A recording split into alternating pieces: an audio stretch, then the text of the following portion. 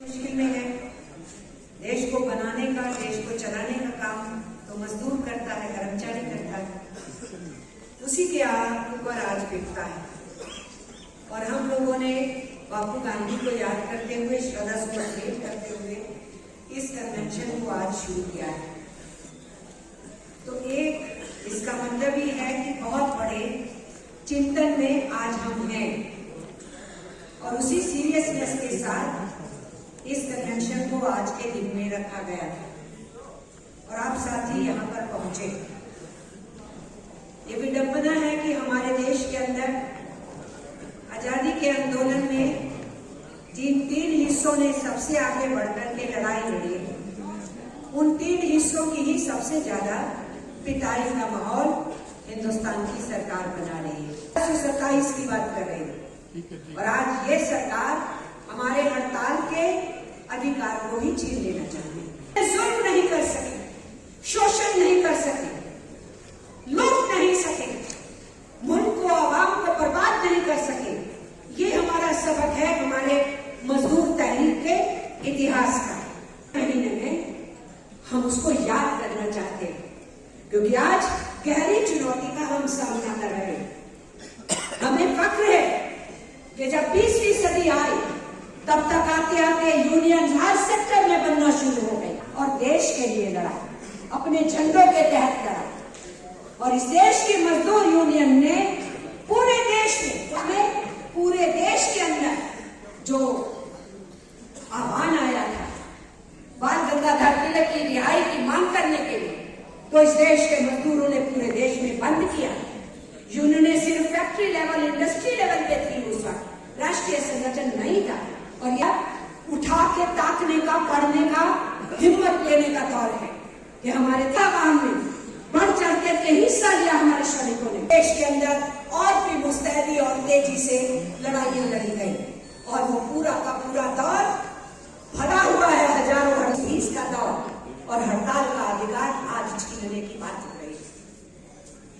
1926 में हम लोगों ने ट्रेड यूनियन एक्ट लिया, अंग्रेजों से छीन के लिया और आज हिंदुस्तान की सरकार ट्रेड यूनियन बनाना मुश्किल करना चाहती है, उनकी डिसमेंटलिंग करना चाहती है, क्रिपल करना चाहती है, काम को मुश्किल करना चाहती है, डी-रिकॉग्निशन करना चाहती है और लीडर्स के ऊपर भारी भरकम फाइन और जेलों में भेजने के प्रावधान का इंतजाम किया जा रहा है। हम लोगों ने जॉब्स के लिए लड़ा, जॉब सिक्योरिटी के लिए लड़ा। हिंदुस्तान की सरकार जॉब सिक्योरिटी को सपना बनाना चाहती है क्योंकि फिक्स टर्म एम्प्लॉयमेंट लेकर के आई।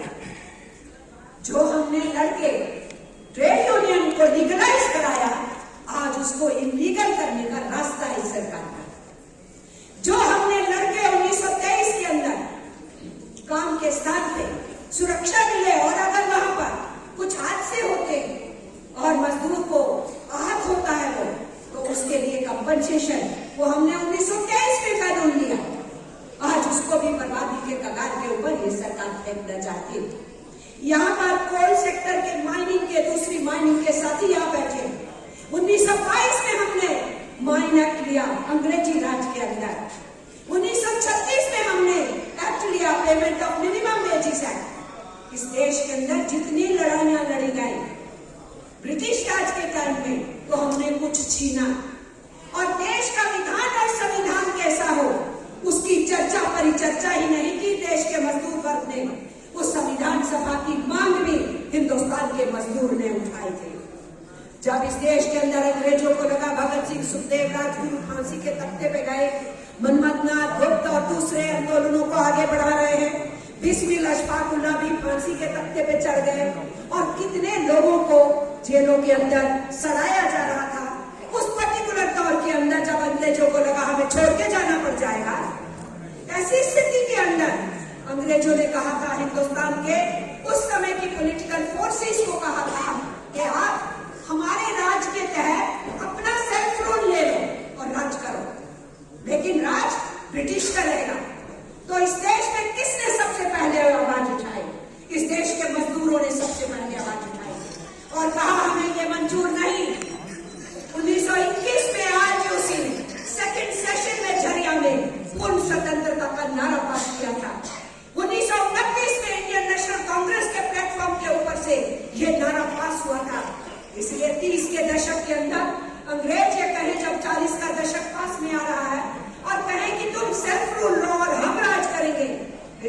मजदूर ने आवाज उठाई और कहा कि ये नहीं होगा।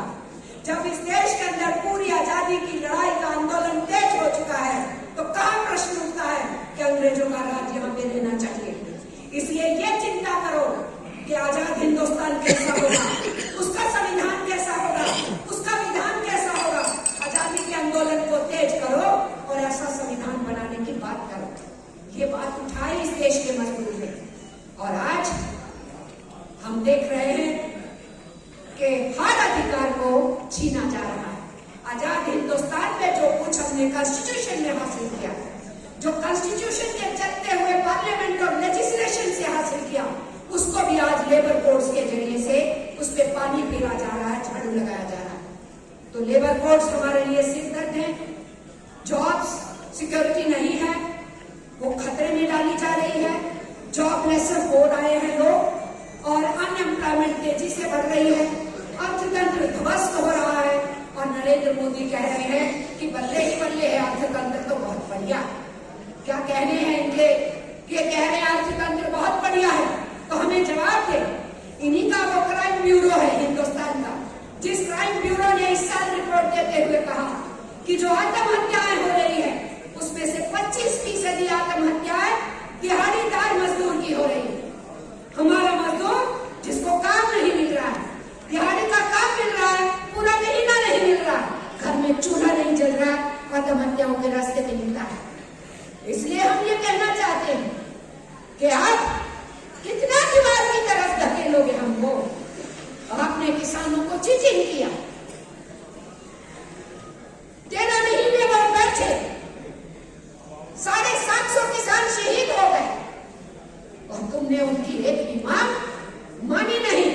और 26 जनवरी को जिस दिन रिपब्लिक डे था, चीन के अंदर संयुक्त किसान मोर्चा ने दिखा दिया कि हम फिर से मैदान के अंदर उतरे हैं, हम देख लेंगे इस सरकार को। तो मजदूर आंदोलन पे है, किसान आंदोलन पे है, विद्यार्थी नई शिक्षा नीति के खिलाफ लड़ रहे हैं, शिक्षक लड़ रहे हैं, नौजवान रोजगार मान रहे हैं, समाज का हर हिस्सा लड़ाई के मैदान के अंदर है।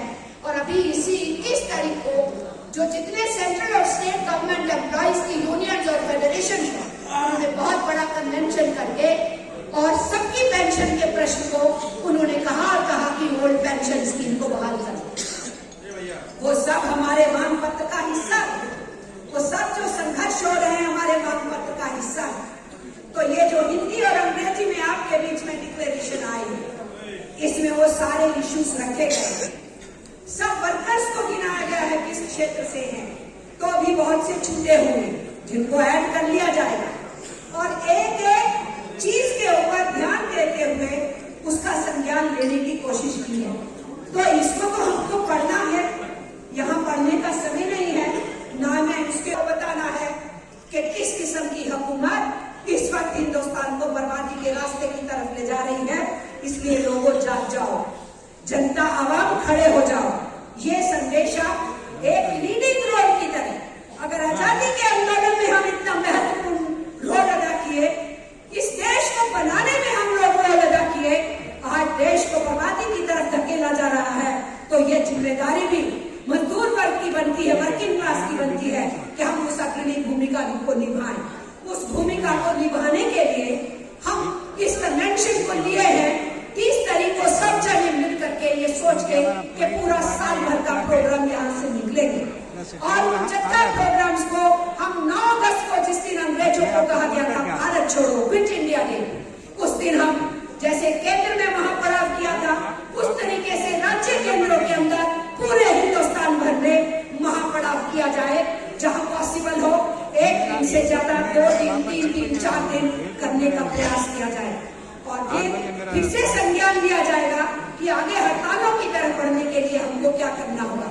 इस बीच में डिफरेंट सेक्टर्स लड़ रहे हैं, बैंक्स लड़ रहे हैं, इंश्योरेंस लड़ रहे हैं, बिजली वाले लड़ रहे हैं, रेलवे वाले अपने कष्ट को लेकर मैदान में उतरे हुए हैं। हर सेक्टर लड़ाई के मैदान में हम देख रहे हैं, हर हिस्सा लड़ाई के मैदान में है। तो सेक्टोरल स्ट्राइक्स, सेक्टोरल एक्शंस निकलेंगे। हमारी सॉलिडारिटी उन सारे सेक्टोरल एक्शंस के साथ होगी। 21 तारीख को जो ये लोग प्रोग्राम लेके निकले हैं, उसके साथ भी हमारी सेंट्रल ट्रेड यूनियंस की सॉलिडारिटी ही नहीं, हिस्सेदारी हम निभाएंगे। तो सेक्टोरल एजिटेशन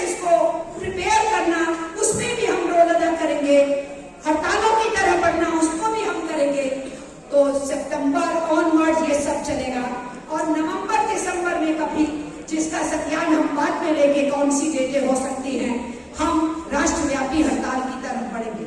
ये इसका ऑपरेटिव पार्ट है। और हमने ये भी कहा है कि किसानों के आंदोलन हम आगे से फिर से तेज होंगे। उनके साथ हमारी एकजुटता हुई, उनके आंदोलन के समय पे वो मजबूत हुई हमारी एकजुटता, मजदूर किसान एकता। तो आने वाले दिनों में कुछ कार्यक्रम हम उनकी सपोर्ट में, वो हमारी सपोर्ट में, और कुछ हम मिलजुल करके भी करेंगे। ये 5 बिंदु आपके इसमें लिखे हैं। किसान की सुरक्षा की जिसपे खर्चा होता है, हमारे को बेसिक बुनियादी सुविधाएं देने की, हमारे बच्चों की पढ़ाई के लिए, हमारे बीमारों के इलाज के लिए हम बोलते हैं कि गवर्नमेंट एक्सपेंडिचर इस पे होना चाहिए। सरकार क्या बोलती है? सरकार बोलती है पैसा नहीं है, और क्या कहते हैं? टैक्स पेयर के पैसे से हम तुमको दे, ये मजदूर, ये कर्मचारी टैक्स पेयर के पैसे से। Mister Narendra Modi tax payer कौन है? ऑक्सफैम की रिपोर्ट पिछले साल आई, उसने हिंदुस्तान की भद्दी तस्वीर दिखाई। उस ऑक्सफैम की रिपोर्ट इस बार आई, और हम भीख नहीं मांग रहे हैं, भीख मांगने के लिए नहीं निकले। हम सृजना करते हैं, हम क्रिएटिव हैं, हम मैन्युफैक्चरिंग करते हैं, हम प्रोडक्शन करते हैं, हम खदानों में घुसते हैं, हम ही तो सीवर में घुसते हैं जहां से मर के निकलते हैं, ठेके में रखा हुआ है। ये सब चल रहा है इस मुल्क में। हमारा तो कहेंगे देश के खिलाफ साजिश है, तो ऑक्सफैम रिपोर्ट पे भी ऐसा ही कह दिया।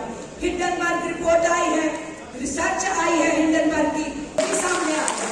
तो आप बोलते रहो कि हिंडनबर्ग भी गलत है, बोलते रहो जो बोलना, लेकिन हम वर्किंग क्लास, हम मजदूर, हम कर्मचारी, हम सब संगठन ये अहद लें कि इस 2023 में आराम से बैठना नहीं है। अपने कार्यक्रमों को मुस्तैदी से हमें लागू करना है। साल का अंत आते आते देशव्यापी हड़ताल करके देश में वातावरण बनाना है कि ये नीतियां इस देश में नहीं चलेगी। जो इस नीति को चलाने की कोशिश करेगा उसको चलता करने की जरूरत होगी। ये नारा लेकर के हम निकलना चाहिए।